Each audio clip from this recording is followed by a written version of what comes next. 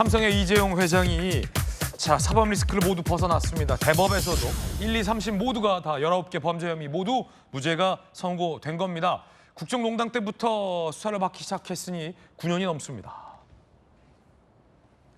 2016년부터 시작하면 9년이에요. 근 10년 모두 1, 2, 3심 전부 무죄가 선고됐습니다. 재판부 판단 보시죠. 삼성바이오 회계 부정 혐의에 대해서 회계사와 전문가와 합의했다. 삼성이 정당한 절차를 거쳤다라고 1, 2, 3심 모두 판단했고요. 제일모직 삼성물산 부당합병에 대해서도 이 회장의 승계 목적으로만 볼 수 없다라고 무죄가 선고됐습니다. 합병을 위해서 제일모직 주가를 조작했다는 거에 대해서도 비정상 거래 관찰이 없었다라며 19개 혐의 모두 무죄가 됐습니다. 이 10년에 가까운 기간 동안 이른바 무리한 항소가 있었다라는 게 법조계의 지적입니다. 삼성의 회장이 발목 잡혔다라는 비판도 나오고 있습니다.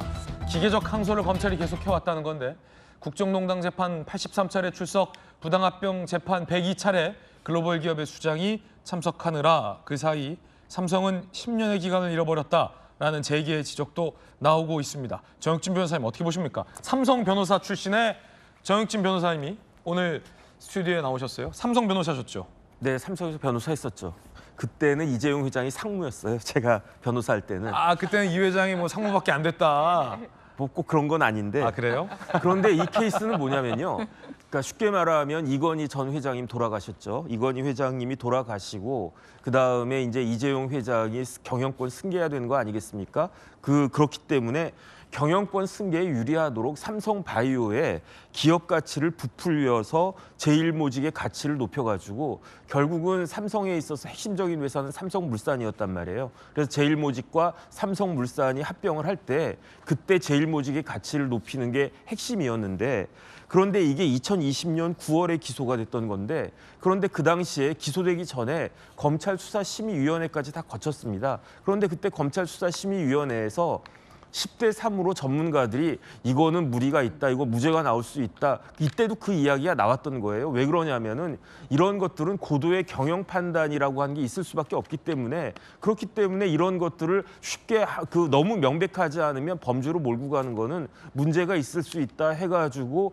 그래서 수사심의위원회까지 거쳤고 그다음에 그때까지만 해도 수사심의위원회의 권고를 다 존중을 했었는데 네. 그런데 2020년 9월에 그 당시 중앙지검에서 이거를 기소했던 거 아니겠습니까? 그리고 난 다음에 4년 거쳐가지고 작년 2월에 1심에서 무죄가 나왔는데 그런데 검찰이 항소를 했고 올 2월에 또 무죄가 나왔는데 항소심에서 그럼에도 불구하고 상고까지 한 것은 이것은 누가 봐도 잘못된 것이다. 왜냐하면 수사심의위원회의 그 권고를 지키지 않은 것도 사실은 문제가 있는 거고요. 그다음에 1심은 그렇다고 치고 항소심까지 무죄가 나왔으면 그때는 상고심 하나만 한 거 아니야. 대부분 사람들이 그렇게 생각을 했었을 텐데 그래도 무조건 끝까지 가야 된다라고 검찰이 했다라고 하는 것은 그것은 문제가 있는 것이 아닌가. 저는 이런 부분들에 대해서는 검찰의 반성과 사과가 있어야 된다는 생각이 들고요. 그다음에 앵커가 삼성이 삼성전자의 잃어버린 10년이라고 했는데 그 사이에 어떤 일이 있었냐면요.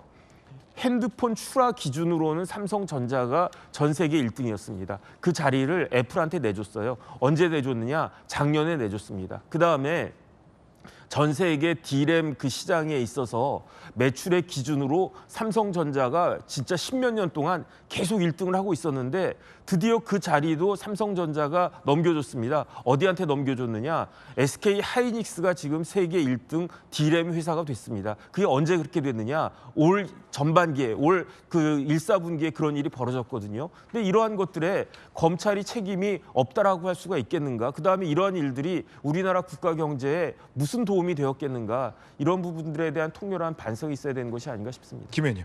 네, 문재인 정부의 적폐청산 프레임에 따라서 진행된 대표적인 수사였습니다. 그런데 19개 혐의에 따라서 수사를 했지만 1심, 2심, 3심까지 다 무죄가 났거든요. 그렇기 때문에 이런 부분에 있어서는 한번 되돌아볼 필요가 있지 않나 생각을 합니다. 그리고 삼성전자는 이렇게 사법 리스크에서 벗어난 만큼 반도체라든지 바이오 사업 등 앞으로 우리나라 먹거리에 더 박차를 가해야 되고요. 비록 무죄로 벗어났지만 기업의 책임과 그리고 국민에 대한 그런 그 사랑 부분에 있어서 어떻게 균형을 맞출지는 생각하는 계기가 되길 바랍니다. 박 의원님. 네, 조금 수정할 부분이 있는데요. 문재인 정부 때 뭐 이렇게 말씀하시잖아요. 그때 이 수사를 착수한 2018년도에 착수한 사람이 누구냐면 윤석열 서울중앙지검장이었습니다. 그리고 또 한동훈 우리 3차장 그리고 또 이복현 전 금감원장이 그때 당시에 특별 사부로 해서 부장으로 해서 이 수사를 했거든요. 정혁진 변호사님 말씀하신 것처럼 이거에 대해서 무리다 이거는 권고를 했어요. 그런데 이걸 계속적으로 이끌고 간 거는 그 윤석열 사단이다 이런 말씀을 드리고요. 그래서 이것이 전 정부에 의해서 한 건 아니다 이런 말씀을 드리고 그렇습니다. 예.